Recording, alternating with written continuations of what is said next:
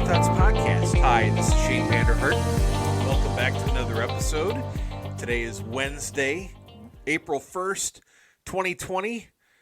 No April Fool's jokes today for me. I enjoy pulling them, but I think, I just don't have it in me this year, not with everything that's going on. And I don't know about you, but if your news feed is like mine, it's nothing but COVID-19. And the primary focus of Caffeinated Thoughts has been on this pandemic as well, in particular how it's impacting the state of Iowa. I wanted to depart from that because I think we need to. There are things going on in the world that we need to pay attention to, and one of those things would be the persecution of Christians in Nigeria, something that I don't think we hear nearly enough about. To talk about this, I invited Tony Perkins. He's the president of Family Research Council on the podcast. We had a conversation this morning. So without further ado, here's my conversation with Tony Perkins, president of Family Research Council. Hey, Tony, welcome to Caffeinated Thoughts Podcast. Well, good to be with you. So we're talking about today about the Christian persecution going on in Nigeria. First of all, what is going on in Nigeria from a geopolitical view that's causing kind of this instability? Yeah, well, Shane, first let me just say thanks for focusing on this issue, because I think a lot of people are missing it, especially right now with what's happening both here in the United States and obviously globally when it comes to the coronavirus. There's so many issues that are popping around the world that we've got to keep our eye on. And I would say Nigeria has to be at the top of the list. Okay. Largest African country, 200 million people. So whatever happens in Nigeria is going to affect the rest of the continent and even into Europe. And what's happening right now is you have a country that is, I think, I shouldn't maybe rephrase that. Many think, I'm not the only one, that this could be another Rwanda, a genocide that would break out. And we see the warning signs. And so we've got to take action now while we can. And so what you have a population, and the statistics, I'm just going to go with the published statistics. Others argue that they're not what they say. But the published statistics say that the population is evenly divided between Muslim and Christian. Some argue the Christian population is actually larger, but the Muslim government controls the data that comes out. Okay. But what you have are these attacks that are being perpetrated by the Fulani herdsmen, by Boko Haram, against Christians, against churches, against Christian villages, and it goes on pretty much with the government just turning a blind eye and doing nothing to protect the general population. Okay, I think our listeners are probably a little more familiar with Boko Haram, but maybe not familiar with the Fulani herdsmen, the militants that are involved in this. So who are those folks? Well, again, they're kind of the they're Muslim in their background. And what's happened is they've become kind of militarized, and this is where we have some issues, even historically in our own State Department, but certainly internationally. I know that the British government, looking at Nigeria, has said, "Oh, this is a climate change." I got to use the politically correct term. The climate change issue, because there's a lack of resources, and so you have the herdsmen, the Fulani herdsmen, which are Muslim in their background and orientation primarily. Mm-hmm. And then you have the Christians, which are primarily farmers. And so they say it's a dispute over land.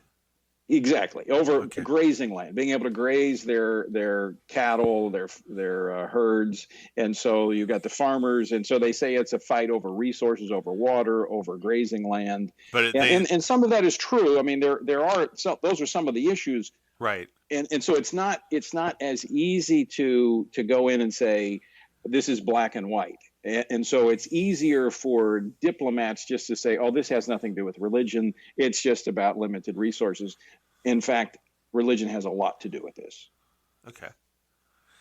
Well, yeah, we're not hearing necessarily stories of Christians attacking Muslims, and slaughtering innocent No. civilians. It's the other way around. And is this happening more acutely in the North, or is it happening nationwide? Well, it is more acute in the North, although there are pockets of this around the country. The problem is that the government is not providing. The government's fragile to begin with, and the Boko Haram in particular. Now, I had this impression initially, but as I spent more time on this issue, speaking to those in Nigeria, and again dedicating more time to the situation, I initially thought that the Boko Haram were just kind of these Islamic radicals that picked up AK-47 somewhere, when in fact these folks are very well trained. In fact, better trained and equipped than the Nigerian military, the security forces. In fact, there was evidence recently, and I have not independently confirmed this, so I put a little asterisk there, but that Turkey is funneling money to Boko Haram, and they're getting training and equipment at some of the best, at the highest levels. So they're actually executing missions with great precision. And in fact, they've gone in, and you'll recall, I'm sure your listeners recall, the girls that were in that school, one of them being Leah Caribou, who is I've actually adopted as my prisoner of conscience at the U.S. Commission on International Religious Freedom, which I chair. And she's still being held. Only one. There were 105. I think 3 or 4 were killed. The others released, except Leah, because she has refused to renounce her Christian faith, and she is being held by Boko Haram. But they execute these raids with very good precision, and so they're well trained, well equipped, and again, the government is doing very little to protect these Christian villages against these raids. Okay, so it seems like all of our attention has been focused on ISIS when it comes to terrorist groups, and very little on Boko Haram. I mean, what more should the United States be doing as far as involvement in when we're looking at the war on terror as a whole? Yeah, with Boko Haram. Good question, Shane, and I'm going to put it from this. I want to say this up front. I don't think that America has to be the world's policeman. Okay. I'm a Marine veteran. I spent time in the Marine Corps, and I know that we've been involved in some wars, and the longest war in history in Afghanistan, the president's pulling us out of. And I'm not one saying that we need to send our military in, so that's not what I'm saying. But we need to be watching it. We need to use every diplomatic tool that we have possible. Now, about 2 years ago, I think it was, President Trump had a meeting with the Nigerian president and called upon him to act and protect Christians who were being attacked. And for a while, that actually happened. They went back. He stationed troops around some of the more at-risk Christian villages. And for a while, for about 6 months, the hostilities died down. But then, kind of went back to business as usual. So part of that is just, in our foreign aid, and I know nobody is big fans of the foreign aid, but it does provide some leverage, and we need to use it that way. And I would say that this administration is doing that better than any other. There's still room for improvement, but they're doing it better than any other when it comes to protecting religious freedom. Okay. I was looking at some statistics from the International Committee on Nigeria. A couple things that jumped out for me looking at the humanitarian crisis, because it seems like all the attention's on Syria and what's happening there, but I see it, for instance, that religious violence and terrorism has displaced, according to the International Committee on Nigeria, nearly 1.8 million Nigerians.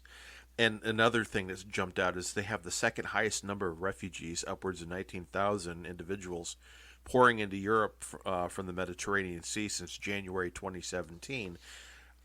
And, my question is, and that's just one avenue of these folks migrating out of Nigeria. Why are we not really hearing anything about this? I mean, when we're hearing about what's happening with refugees, it's always Syria, Syria, Syria, and I hear nothing about Nigeria. Yeah, Shane, it's a really good question. I just think we tend to ignore I don't want to say ignore, we pay less attention to the African continent than we do the Middle East and Europe. I mean, the Middle East is, we've got a very strategic ally in the Middle East. We've got Israel, and the Middle East tends to be a hotbed of activity that gets our attention more so than the African continent. But what's happened here is, as you mentioned ISIS a moment ago, a lot of the terrorist operations that have been pushed out of the Middle East are taking on new forms or reestablishing themselves in the African continent. And you've got the Central African Republic has become a hotbed. You've got Nigeria, and as you pointed out, with 19,000 refugees flowing into Europe, that's only going to increase. So this is an international issue. Europe needs to be a part of the solution here, as well as the United States, which tends to take a lead role in this. But we're going to have help from others. Okay, so what are some things that you think? What can our listeners do to shine a spotlight on this problem? Number one, and one of the things that we advocate, and this is one that I mentioned, Leah Sharibu a moment ago, who is a prisoner of conscience that we have at the U.S. Commission on International Religious Freedom, to put a spotlight, and that's, my primary focus is on the religious freedom issue, and that's the lens through which we see this, and of course Christians being targeted there in Nigeria, so it's easy for us to focus on that. But one is to personalize this and go to the resources of organizations like Open Doors USA.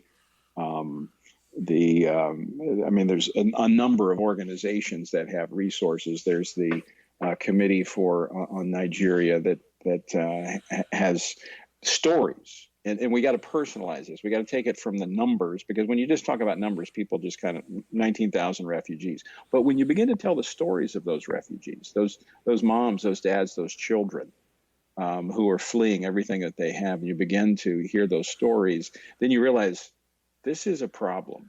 And so, one, we're encouraging churches and others just to adopt families to pray for and raise the public awareness of what's happening in the country of Nigeria.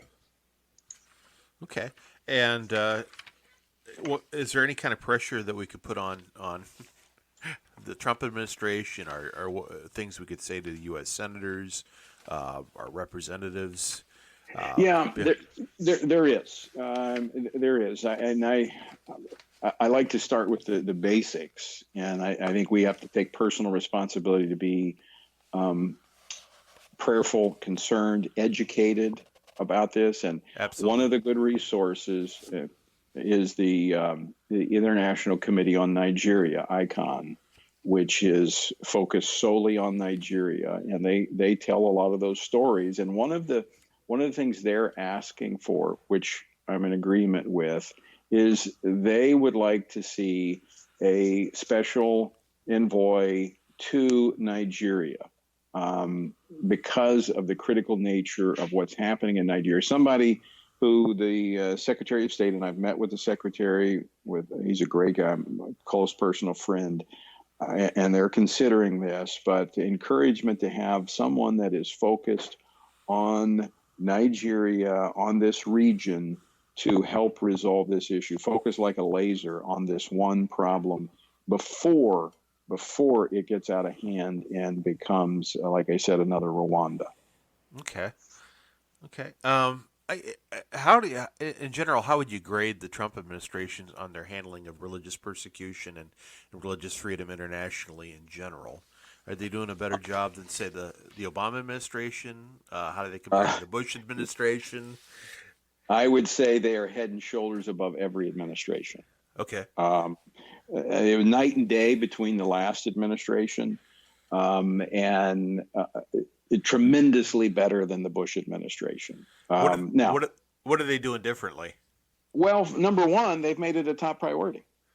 They have stated, the Secretary of State has stated that our number one foreign policy is religious freedom. We've never had that before. And so they are making it a top priority. Now, you juxtapose that to the previous administration, the Obama administration, where abortion rights and the LGBT rights were the top priority. So complete sea change from the last administration, but even from the Bush administration, using the influence and the levers they have. I mean, President Trump, first president to speak at the United Nations, hold a meeting on religious freedom, challenging other countries to respect it. Now, again, I've had the benefit of being able to travel to different parts of the world. In fact, I was in Sudan last month, meeting with the new prime minister there. And because of the priority that this administration has placed on religious freedom, world leaders, even in Islamic countries, which is primarily where I go, they are wanting to see how they can thread the needle and be more open to religious freedom so that they are in the good graces of the Trump administration. So that this administration is using its influence to enhance global focus on religious freedom, but also using its influence to help those that are being persecuted around the world for their faith, people of all faiths. But it's making a tangible difference. Great. So our listeners are probably familiar with your organization, Family Research Council, but I want to give you a chance to talk a little bit about the work you do with them.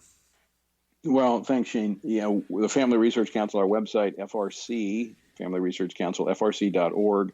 We are in Washington, D.C., the largest Christian public policy organization in Washington, and our focus over the last decade has shifted to be probably about 50% of our work is on religious freedom, both primarily domestic, but on foreign religious freedom, because there's a connection, as we saw in the last administration, when we attack religious freedom here at home, it sends a signal to the terrorists and the tyrants abroad that we don't care about religious freedom, and we see the world become a much more dangerous place for people of faith. So we feel like you've got to do both. And we're working aggressively, both domestically and in our foreign policy. And this administration has been unbelievably good on that. Now, always room for improvement, and we're constantly pushing and asking for more. But I've been here over 17 years and have worked with multiple administrations. And this administration, by far, is the best, understands it, concerned about it. The president is committed to it. I've talked to him a number of times on this issue.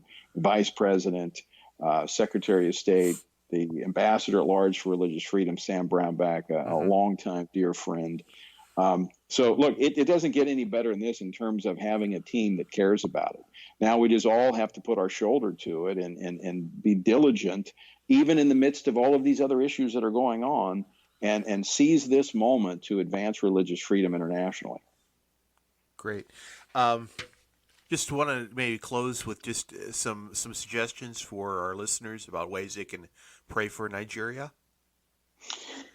I mean, again, I would encourage you. ICON has a good website, and it's standwithnigeria.org, and they have a lot of the detailed information about Nigeria. Okay. Now, another way is sign up for my daily update, and I periodically do articles on Nigeria and other countries so they can kind of track with this, and we'll have prayer points, and they can do that at frc.org or tonyperkins.com. And just main thing is be informed. Talk about these things with your friends and neighbors, your small groups, and as you pointed out earlier, communicate with your elected officials. It's good for them to hear from you that these issues that often are not in the media unless something just explodes. It's good for you to communicate and underscore the work that many organizations like FRC, like ICON, are doing on behalf of the persecuted. Well, Tony, thank you so much for your time, and God bless you in this work, and we'll have to have you back sometime. Shane, thank you. Appreciate what you do. Keep getting the word out there. Definitely. That concludes today's episode of the Caffeinated Thoughts Podcast. If you are listening to this podcast somewhere other than on our website, please be sure to check out caffeinatedthoughts.com. Again, that's caffeinatedthoughts.com, CAFFEINATED thoughts. You can Google it and it'll show up at the top of your search screen. You can also like us on Facebook, follow us on Twitter, sign up for our emails. That way you don't miss a single update. If you happen to be, if you like listening to podcasts and you have a particular podcast app that you enjoy listening to, we are on Apple Podcasts, we're on Podbean, we're on Stitcher, we're on Spotify, and we're on SoundCloud. If there's one of those podcast app that we are missing that you would like to see us on, drop me a line at shane@caffeinatedthoughts.com, and I'll look and see if I can make that happen. Until next time, my friends, stay safe, stay healthy, practice social distancing, and we'll see you later. Take care, everybody.